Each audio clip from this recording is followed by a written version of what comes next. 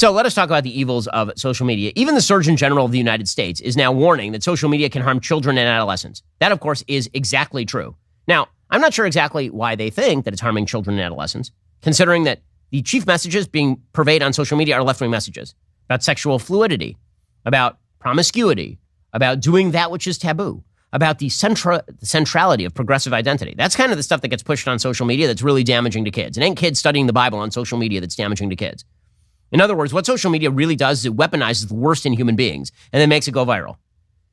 And the worst in human beings tends to have very, very heavy overlap with social progressivism, with the transgressive nature of the social morality that the left likes to push. So it's interesting to watch the left come around to the message that social media is bad for kids. It is, but not because of the social media. It's because of the actual material contained in the social media. There's no question that social media has now incentivized some of the worst behavior in America. So, for example, Kellyanne Conway's teenage daughter, Claudia, has now launched a new career as a Playboy bunny, creating racy content for the defunct magazine's website, according to the Daily Mail. The pretty blonde has been operating a subscription page on Playboy.com since the end of April, 6 months after she turned 18, and has so far uploaded 11 posts, most of which show her in a revealing selection of bikinis. For those who want to splash out, raunchier pictures like cleavage close-ups are available from as little as $5. The most expensive photo on offer costs $99. Now, Claudia, obviously, her home life has been kind of a mess considering the fairly open battle between her parents who are now getting divorced. But the fact is that this particular young woman has been in the social media limelight since she was like 16 years old, featured by the media as somebody who is siding with dad against mom, who thinks that Donald Trump is really, really bad. And that leads you down some pretty perverse pathways. This does not seem like the pathway toward a fulfilling life is probably not posing provocatively for Playboy.com. This is not actually an aspect of women's empowerment. I always find it highly amusing and ironic when women who claim that they should be valued for more than their body believe that it is also feminism to show as much of their body as humanly possible in order so that men will pay them for it. Prostitution is the highest form of feminism, is a very weird thing, which is why feminists tend to cross, like real feminists tend to cross streams with evangelical Christians and religious Jews on the idea that women are more than their body parts. But this is what social media tends to do. Social media also tends to incentivize some of the worst behavior imaginable. Let's talk about the fact that right now, the U.S. dollar, it's solid compared to a lot of other places, but there is a reason the price of gold has been going up lately. And the reason for that is because we are watching as global inflation has kicked in over the course of the last couple of years. Gold is, in fact, your safe haven against financial uncertainty, inflation.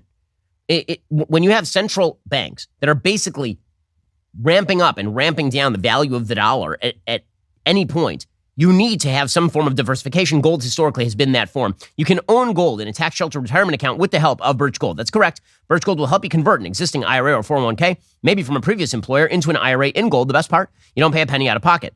I bought gold from Birch Gold in preparation for uncertain economic times, and you can trust them as well. When currencies fail, gold is a safe haven. How much more time does the dollar have? I don't know, but you should protect your savings with gold the way that I did. Birch Gold has an A+ rating with the Better Business Bureau. Thousands of happy customers. Text Ben to 989898. Get your free info kit on gold. Again, text Ben to 989898 and protect your savings today. Men do not like going to the doctor. You have to make the appointment, spend half your day sitting around in the waiting room, and often endure some uncomfortable conversations about your body with another person you hardly know. Rex MD is FDA approved. It is the most trusted leader in men's telehealth. It's fast, simple, and cheap. You can access your U.S. licensed Rex MD physician anytime you need afterward.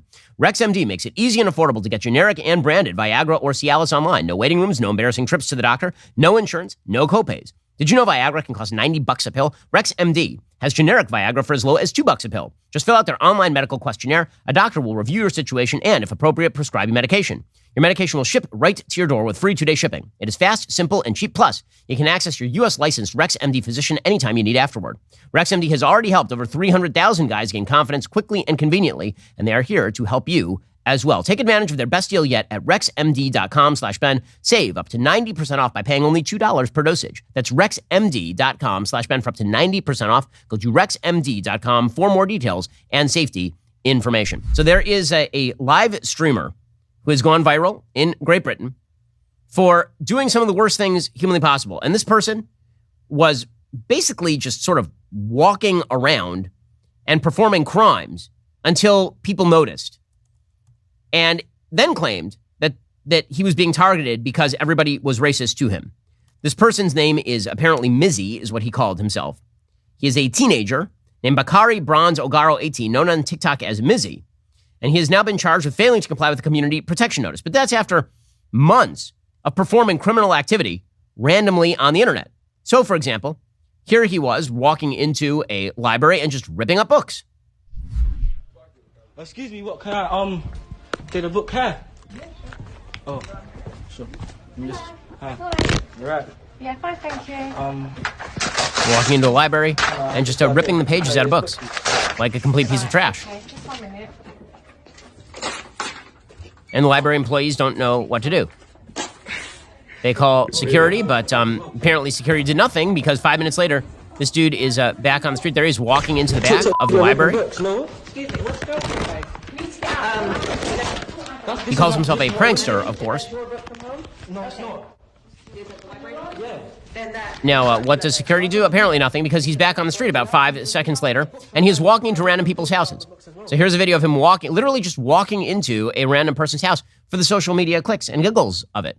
He is a black person along with a couple of his colleagues, and they walk in. I only point that out because I do believe that there is a relevance to the fact that this person continues to be on the street. If this were a white teenager filming himself walking into random people's houses, I highly doubt that the police would have let him get away with posting this on social media for months at a time. Is this where the study group is? No. A father then walks up the stairs. If you can't see it, he has children in the house, and he's telling them to leave. They don't. They just walk and they sit right down on somebody else's couch and start taking over. Wait, Oh, the systemic racism. Ah, look at the systemic racism that's happening right here. The father's saying, by the way, just a note. This is one of the reasons I like living in Florida. You know what happens if you walk into somebody's house randomly and sit on their couch in Florida? You get shot. Okay, I don't care what race you are. You get shot. You bust into somebody's house while somebody's kids are home, you're getting shot. That is the way that is going. By the way, it's not just kind of soft criminal activity like trespass or ripping up books at the library. It is also actively assaulting people. So here he was filming himself assaulting a random Jewish guy.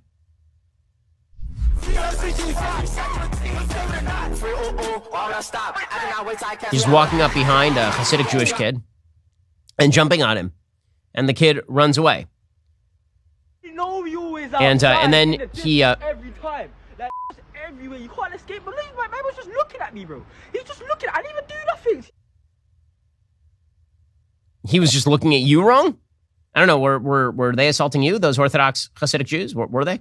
Now, again, the reason I point this out is because this sort of stuff is replete on social media. Social media is just a viral system for making the sins of mankind more and more popular. And those sins of mankind all tend to fit a particular pattern. That is the part that I find rather puzzling about Vivek Murthy's statements about the dangers of social media. I totally agree with him, but that's because I think that the value system being promoted by social media is garbage. I want an explanation for why the progressive left thinks the value system being promoted by social media is garbage. I need that explanation because, again, it ain't TikTok teaching math in China that is a problem for kids. It ain't TikTok teaching kids Bible that is a problem for kids. It is a particular type of activity that is a problem for kids. Blaming social media for the underlying activity. A fascinating way of misdirecting from the fact that perhaps your own moral system is wildly skewed. Alrighty, guys, the rest of the show continues right now. You're not going to want to miss it. We'll be getting into the mailbag. If you're not a member, become a member. Use code Shapiro. Check out for 2 months free on all annual plans. Click the link in the description and join us.